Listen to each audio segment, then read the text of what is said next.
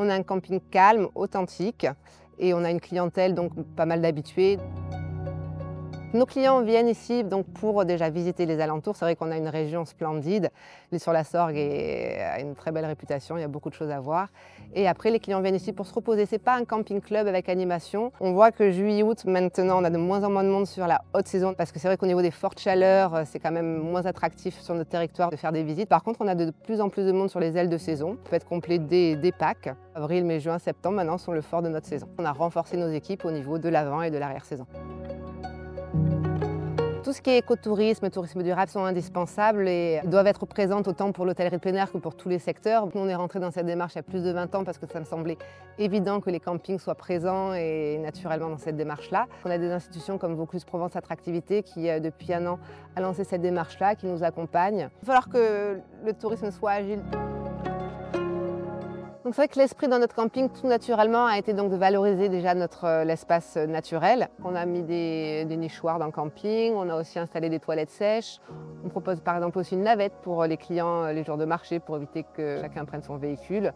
On développe aussi fortement tout ce qui est itinéraire vélo. Voilà, on essaie de proposer quand même tout ce qui est activité verte. Et après donc de proposer aussi des installations, des heures d'eau, des temporisateurs pour l'électricité, enfin voilà, pour essayer de minimiser notre impact.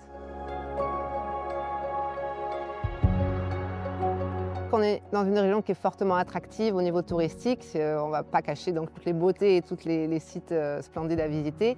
Après, il est vraiment primordial de trouver l'équilibre entre justement les habitants et le tourisme pour pas que les habitants voient les touristes comme des dépossédés de leurs biens immobiliers avec cette pression immobilière, les problèmes de stationnement, d'embouteillage, tout ça.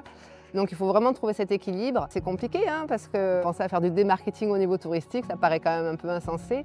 Mais je pense que c'est essentiel et ce n'est pas la vocation de notre territoire de faire du tourisme de masse. Il y a vraiment une volonté de faire un tourisme qualitatif et c'est essentiel.